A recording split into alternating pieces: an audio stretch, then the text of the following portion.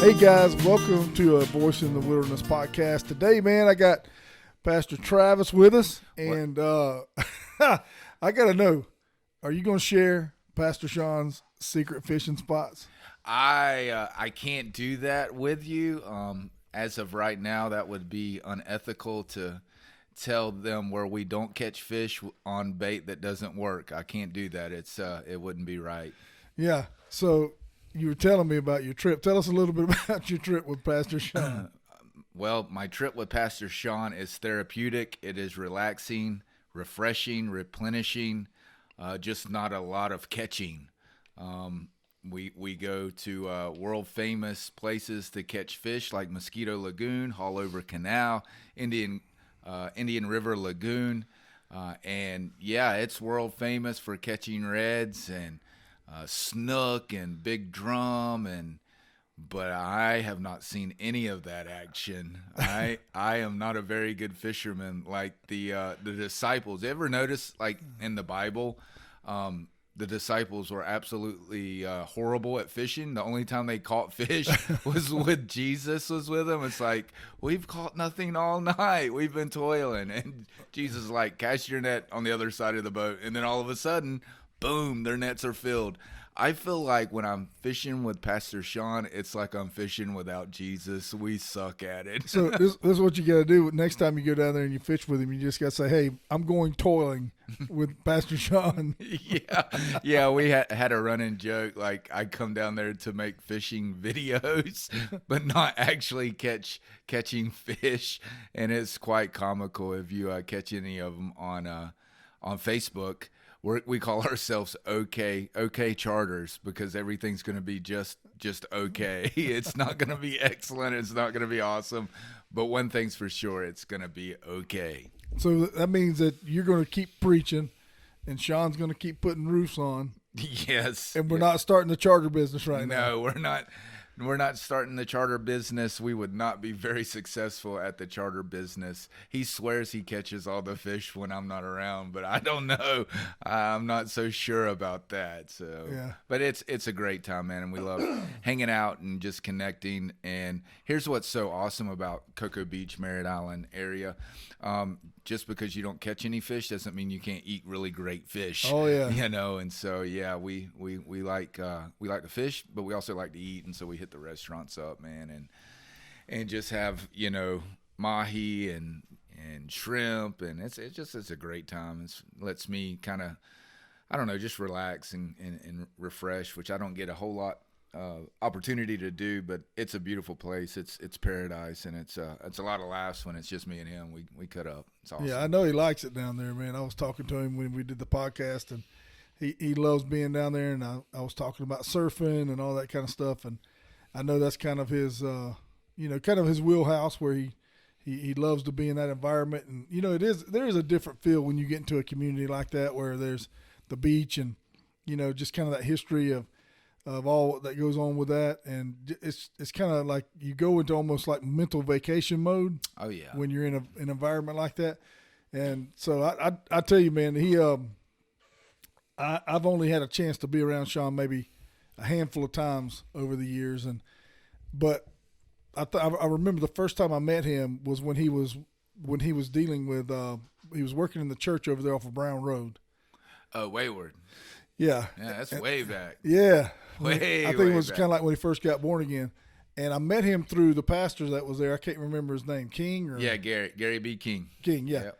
And so I met him with Pastor King, and he was kind of working alongside of him. Associate pastor. And so that was when me and Sean met. And I remember the first thing I remember was, man, this guy is like on fire, man. He like really is on fire. So, I'm glad you had a chance to go down there. And I'm kind of like you, man. A day out fishing, even if you don't catch anything, is better than a day kind of dealing with the stressors of life and working and all. So absolutely. I just love it. I love hanging with him and connecting with him. Funny story about the first time I went surfing with him. I mean, this was years ago. I'm from Buckfield, man. We don't surf, you know what I mean? And so he's like, "Oh, let's go surfing." So we go to Jack's Beach, and we're out there in the water. I don't know what I'm doing. I've went boogie boarding or whatnot, and I catch my first wave and I ride it all the way to ankle deep water. And Sean's like, "Where's the surfboard?" I was still standing on it. I had it pinned to the bottom. I was so proud. I'm like, "I'm standing on it." He's like, "You're standing on my surfboard right now?" I said, "Yeah." He's like, "Get off of it, you dummy. You're going to break the fins." I'm like, "Oh." Well, I wanted to ride it all the way.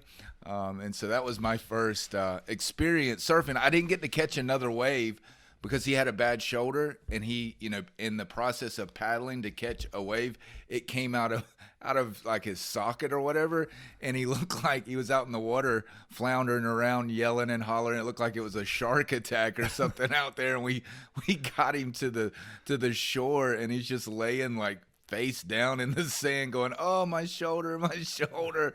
And so we had to get him to the truck, and we come back to Lake City. But that was my one and only surfing trip with Sean. So I can't remember the movie. Who was that had the dislocated shoulder? Oh yeah, I think it was a Patrick Swayze movie, Roadhouse, or one of that. He bangs his shoulder. Oh no, that's Mel Gibson. Yes, Mel Gibson, Lethal Weapon, yes. Danny Glover, classic. Yeah. So Sean, I'm gonna tell you, if Mel Gibson's tougher than you, buddy, we got issues. Yeah, he looked like a wounded whale flopping up on the shore. It was, and then all the people are crowding around. It's like looking. It's like is he gonna be okay? And I'm like, I don't know, bro. Yeah. This is my first time doing this. Yeah. But we have a great time hanging out, man. Yeah, I'd love doing Sean, life man. together. That's what it's really about, man. Just doing life together with one another, sharing memories, and just having a good time, man. Growing together in the Lord, celebrating victories together, picking each other in the midst of defeats. So yeah, man, it's a journey. It's life. It's what we do. Yeah, I was talking to my wife about celebrating victories. You talking about that, and and I was talking about in our culture, I think what's happening with social media is when you get on social media, there's just really like a lot of attention on the negativity in other people. Sure.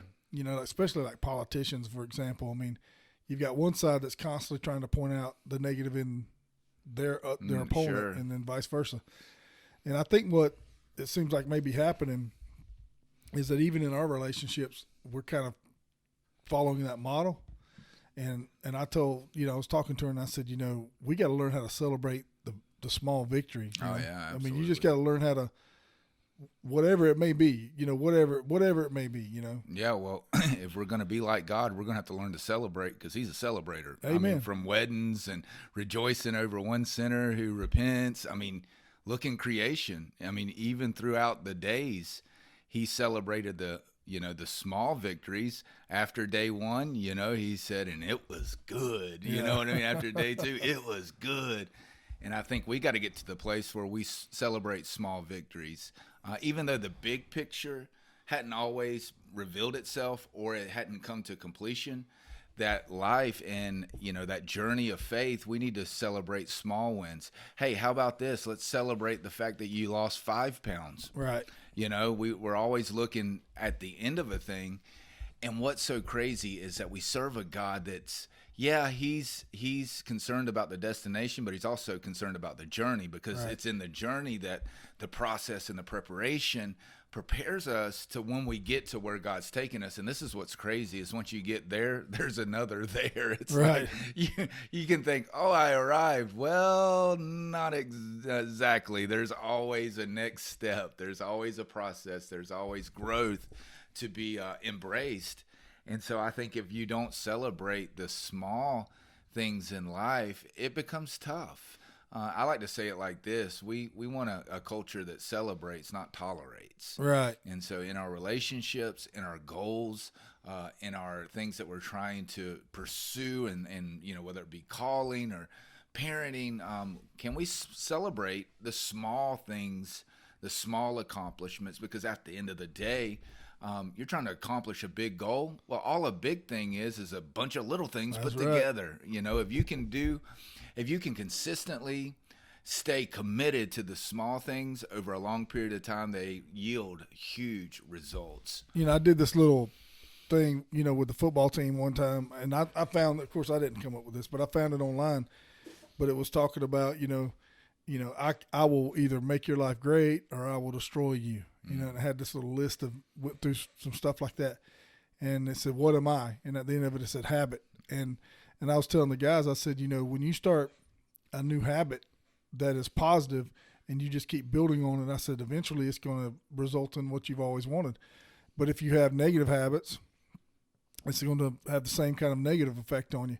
And when you think about like habits, like Craig Groeschel, for one, I've heard some of his podcasts, and he talked about that every morning he gets up and he flosses his teeth. First thing he does is floss his teeth.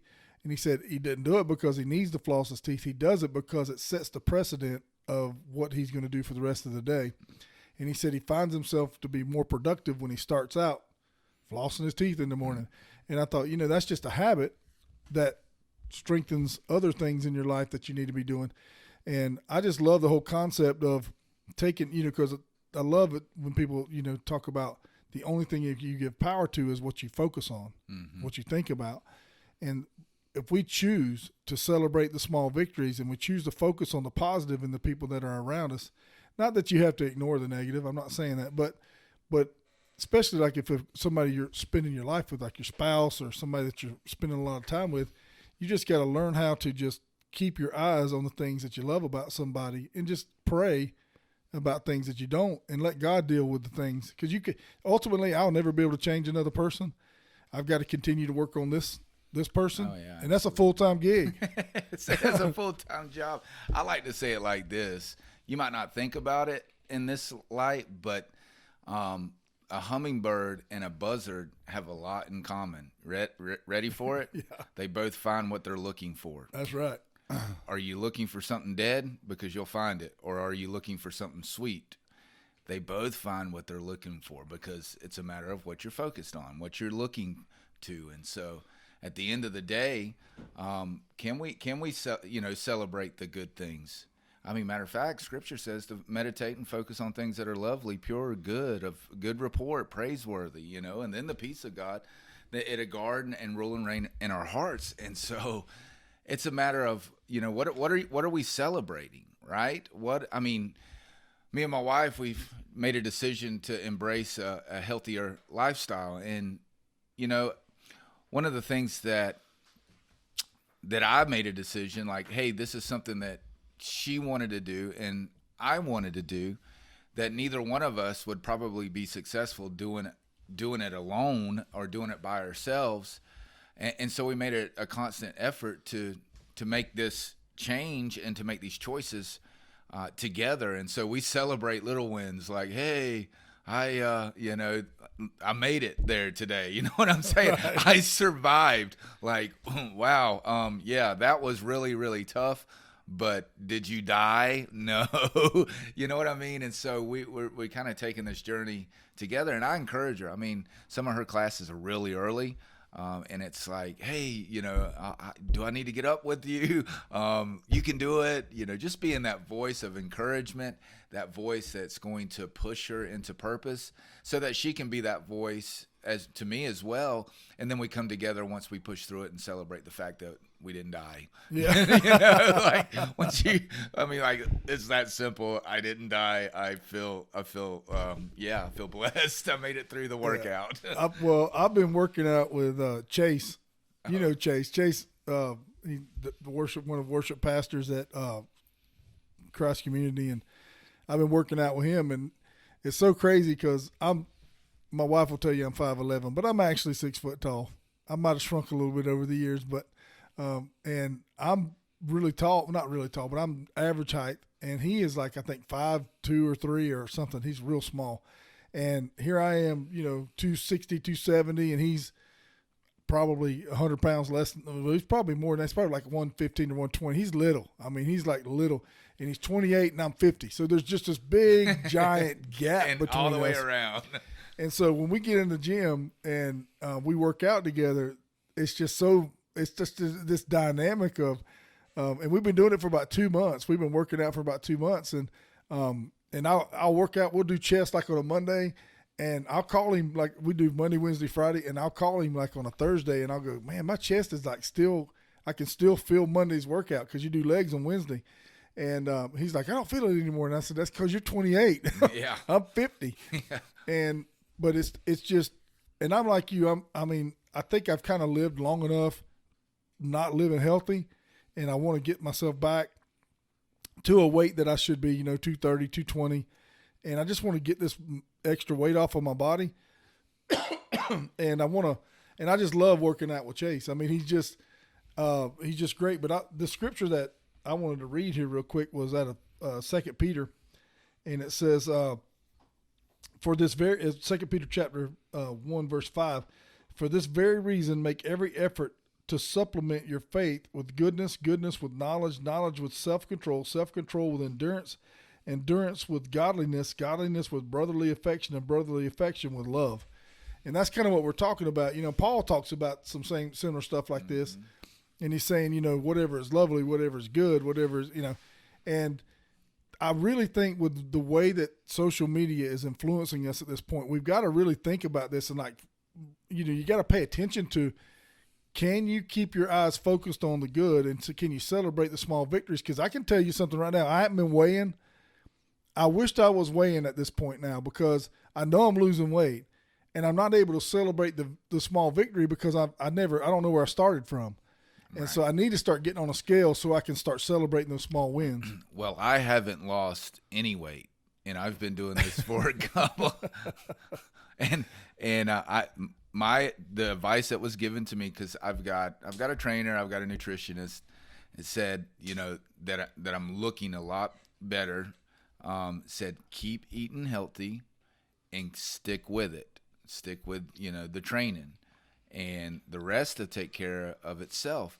I mean, I started this thing out with, they're like, well, what are you trying to accomplish? What's your goal? And I'm like, I just want to be able, to be honest, to tie my shoes and breathe at the same time. I mean, can you sympathize? I can identify. Right, I can identify. And they kind of like looked at me. I'm like, that's where I'm at right now, ladies. I just want to be able to breathe and tie my shoes at the same time. And I'm here today to say I can actually breathe and tie my shoes at the same time. So I know that I'm making progress. My clothes are fitting differently. It's just my body's a little bit different, And so as far as focus on losing the weight, I'm turning some of the muscle or the fat into burning it and turning it into muscle. And I don't know. I think at the end of the day, I just want to embrace a healthy lifestyle. I'm not trying to get ripped. I'm not trying to, I'm not trying to do any those of that. Those days are gone. Yeah, those days are gone. I'm not trying to, be a certain strength or to obtain certain, strength. I just want to embrace a healthy rhythm, a healthy pattern of healthy living, and just stick with it because, heck, I mean, I'm 22 right now. You're 25. I mean, we're not getting any younger. And so if we don't really lean into this right now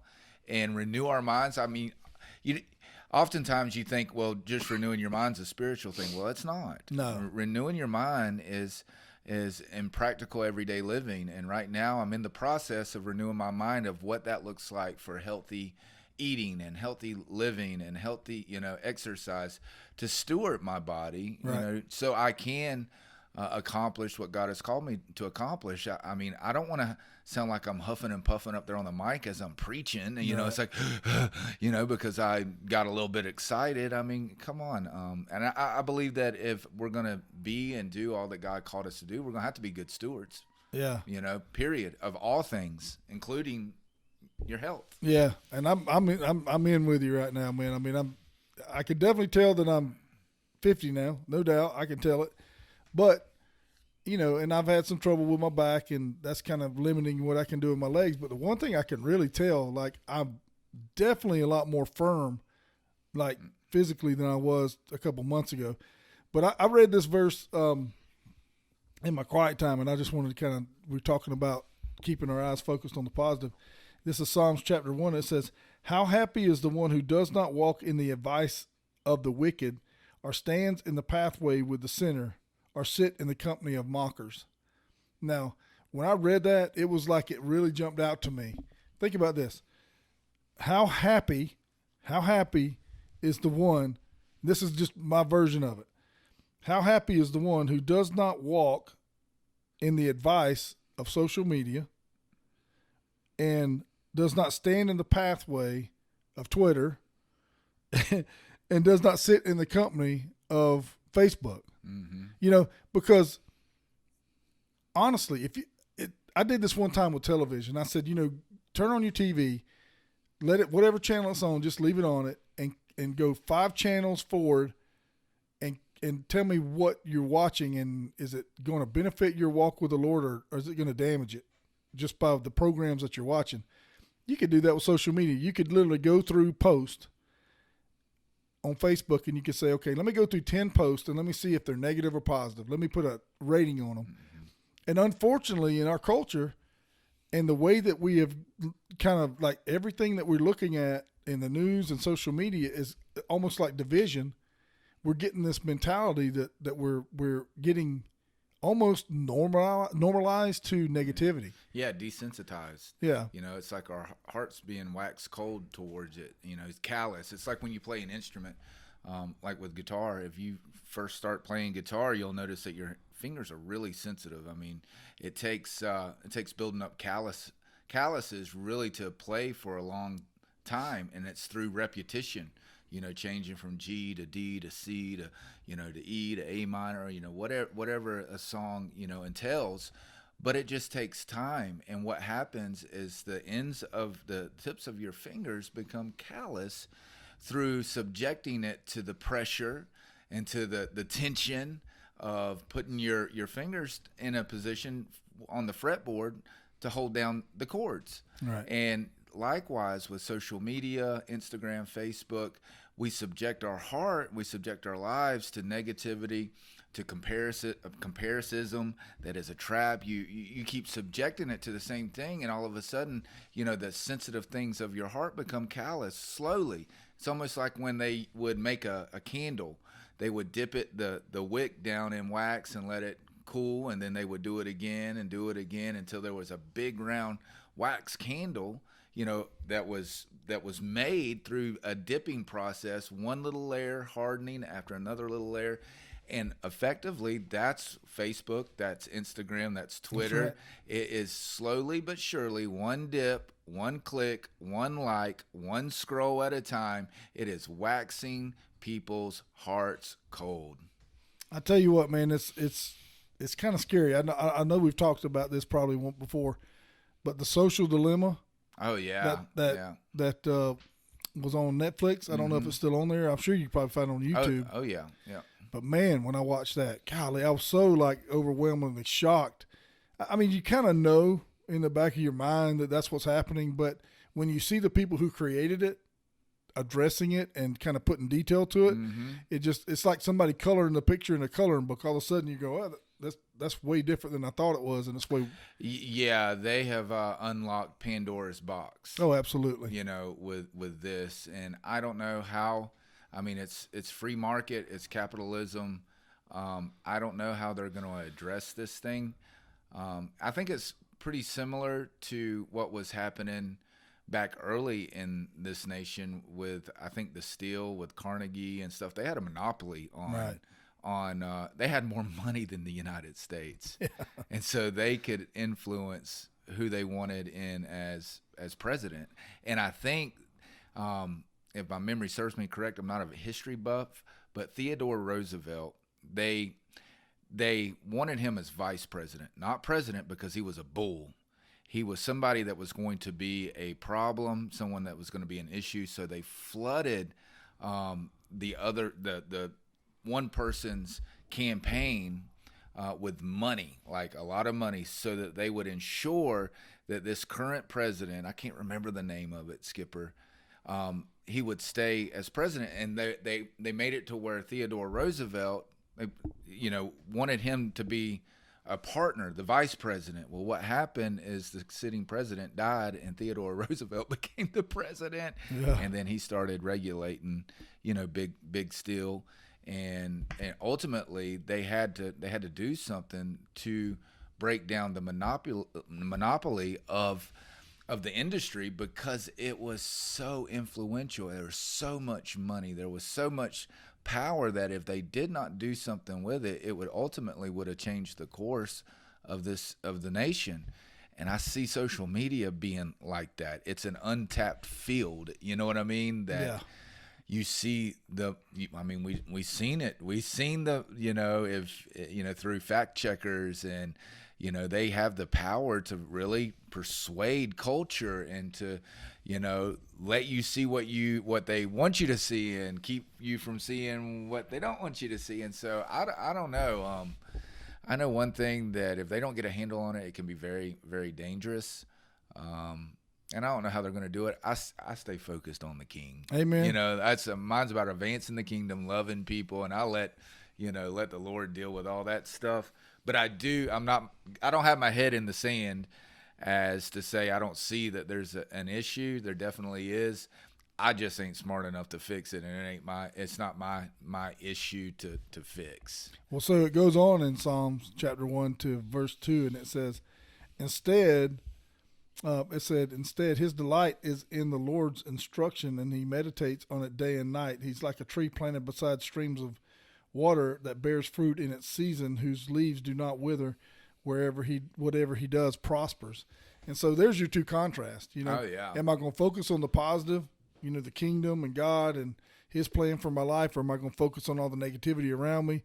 And, I'm living that right now. I'm not getting into it, but I'm living that right now, where I have a choice. I can focus on the things that I'm like, I can't believe are happening, or I can focus on God's plan, which is great. There's two contrasts in my life right now.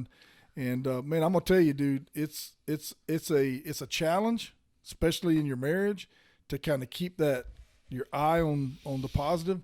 But if you can learn how to take every thought captive, like Paul says, and bring it down into the obedience of Christ, you're going to be a lot happier, and you're going to have a lot more joy. Oh, absolutely. You can't, you've got to take dominion and authority over your thoughts. You can't let your thoughts take dominion and authority over you. That's right. Because one or the two is going to happen. Are you thinking about what you're thinking about, or are you allowing those things to get you emotionally unstable? Your emotions run away with you. It's such a destructive lifestyle. That's why the fruit of the Spirit is self-control. Right. This means through the power of the Holy Ghost, you've got the ability to control yourself. You can control yourself. Like, you don't have to flesh out on people, go off on people. You've still got the power of a choice. And through the renewing of the mind, and through being led, mold, shaped, fashioned, and guided by the Spirit of God, you've got the power to control your own emotions if you choose to. Right. It comes back, I place before you life or death. And as if we were too dumb to even make that choice, the Lord said, choose life. Like, he gave us the answer to the to the question on the test. It was an open book test. It was an open book test. Like, go ahead, I'm going to place it before you, then I'm going to tell you what to do.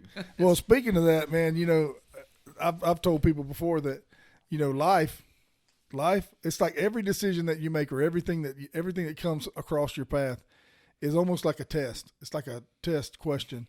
Every single, thing that comes into your path.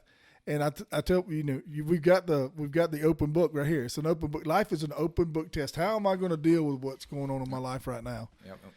We serve a God that's so gracious. If we fail the test, we get to take it again.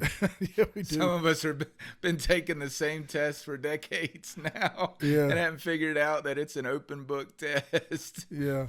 Well, so Sean's coming to preach this weekend, and I was thinking about, I wished I was going to be here, because I guarantee you I could take him to a secret hole and at least get him a bite. You know what I'm saying? Yeah, well, I don't think he's caught a fish in a while either. So he lives on an island at the ocean, and I don't think he's caught any fish. Well, it's a good thing he knows how to put a metal roof on. Hey, that's right. What I'm saying? He ain't starving. No, he's not starving. Hey, he's blessed. This is the reality of it. We may not be able to tell now that we've been working out, but 6 months later, let's see, I don't know what month it is, but let's say at the end of the summer, I'm hoping I can locate my abs again. Yeah. Well, I I don't know about you've got high ambitions. I feel bad. I set my bar a little bit lower. I was like, I don't want my pants to fit as tight. That's Yeah. what I'm looking at. Like, hey, yeah, just little gains, but no, I'm like, whatever happens. I'm just gonna embrace a healthy lifestyle and just let it ride. Yeah. I mean, this is, I called this a big win. I was at or not CVS, but Walgreens, because my wife's eye was watering. She needed me to go get some eye drops, and so she's like, go to Walgreens and get these Blink eye drops. I'm like, all right, babe. It was late, 9:30, 10 o'clock at night. She couldn't hardly see out of her eye. I felt so bad for her. So I go into Walgreens, and like every good man, I see another option. It's like I seen what she told me to get, but then there's one right beside it, and I'm like, and I start reading, and then I call her. I'm like, I know you told me to get this, but I'm looking at this, and this looks like it's pretty good, and so I just bought them both. And so I'm reading, doing a little comparison, and as I'm walking down the aisle, something golden out the corner of my eye catches my attention, and it's the devil. It's double stuffed golden Oreos, man. And I can't, there is no self-control with them. If those come in my house, Oh yeah. I'm eating like, if they last 2 days, I'm Yeah. eating sleeves. Like, Yeah, and that's how I am with Intamin Donuts, man. yeah, and so I look at that, and this is why you need to acknowledge God's presence all the time. Right. Like you need to take him to Walgreens with you, because there's temptation. Like, the devil is in them double stuffed Oreos, and so I was like, I literally said this to you. I was like, get behind me, Satan. Yeah. And I kept walking, and I felt so accomplished. I was like, that's like victory. I'm celebrating. And so I'm walking to the counter, and I look at the chocolate Hostess donuts and just grab them and take them to the cashier. And I was like, I felt like that was a win. And my wife's like, how is that a win? I said, there's only 6 donuts. That's right. Compared to like 40 cookies in Yep. there. I said, that's a win. But yeah, being able, like we've been talking about, celebrating little victories, man. Like, I don't know. love Wainwright's milk. Now, that's a local thing for anybody that's watching out of town. It's Wainwright's milk. But what they do is they produce milk, and it still has the cream in it. They don't homogenize it or whatever you do right. to it. And, man, it's so good. And then Intima Donuts is the big chocolate donuts with the, like, vanilla center in them. Oh, And, God, man, we're going to have to go get I some love- Wainwright milk and donuts after this podcast. man, there is nothing better than cracking one of them in half and soaking it in that milk. Oh, my God. It is so good, man. Yeah. And my wife will bring them things home, and I'm like, you really expect me not to be, not to eat these? Yeah. And they're sitting right there. No, I can't do it. Hey, you can't bring that stuff into my house. Yeah, the only option I've got, let's just don't buy it. Yeah, you can't do it. If you're going to be successful, and this goes back to anything in life, you've got to guard people, places, and things. Yep. You know what I mean? If they're not going to bring life, and they're not going to bring health, and they're not going to actually help to achieve goals and plans and purposes, then you need to know where they belong. You know just leave what? them at the stove. I think I've just come up with $1 million idea. Oh, you better What if- not say it on the podcast. What if we made a shock collar for humans that you could only go down certain aisles in the grocery store? Oh, Lord have mercy. Everyone would be on the floor. This is America. Everyone would be on the floor. Oh, You're like, I remember I used to stock groceries at Winn-Dixie when I was in high school, right after I graduated high school. And I remember I would get hungry, and I was like, there's really nothing in here that's healthy at all. And, it's so sad. The only area that's got anything healthy in it is the produce area. And what teenager wants to eat, produce? But so it kind of opened my eyes when I worked in there, and I was stocking shelves, and crazy, man, just crazy how much bad stuff is in the food market for us. So But anyway, man, I just want to tell you, man, how much I love you. I appreciate you, brother. And Yes. I'm glad that Sean's going to be coming up this Yeah, weekend. he's gonna bring it. It's gonna be fun. And I'll be at a jiu-jitsu tournament in Savannah. Hopefully Fisher's going to be able to go up there and do well in it and stuff like that. He's a little nervous about it. This is only a second tournament, but he's 10, and he's, I think God's going to gift him athletically. And I told him yesterday, I said, man, this is going to be the coolest thing ever. You do realize that eventually you're going to have a football field in your backyard, right? Yeah. When we make that change. And I thought that was the coolest thing, because if me and him want to go out and throw the ball, we're going to actually have a football field there to do it. That would be amazing. God is good, isn't he? He is, man. He does exceedingly abundantly more than we can ask or think. Yep. So, man, we'll update you guys when the time's right about all that. But man, I just want to tell you, thank you for coming by doing a podcast. Love it. And I just want to encourage you, man. Don't let the exercise. What'd you call her? You gave her a name. Your trainer. Oh, Mel. Yeah, I don't remember what I called. I can't remember. You bundle of muscle or something. I can't remember. I mean, she's like, I don't know. She knows what she's doing. 'Cause every time I walk out of there on Thursdays at lunchtime, I feel like I'm going to puke, die, or have a heart attack. So yeah. So. Well, anyway, stay with it, man. I am. Because just like studying the Word will change you over time, it takes time. So will going to the gym. So Amen. We're going to stay the course, man. Just keep on plugging at it and let God have his way with these little temples that we're hanging out in for right now. No Wayne's milk and donuts. Yeah, no intimate donuts. Don't be bringing me no donuts now. Man, I love you. Love you, brother. Thank you guys for watching. We'll see you soon, man. Thank you for watching. Thank you for listening to a Voice in the Wilderness podcast with Skipper Hare.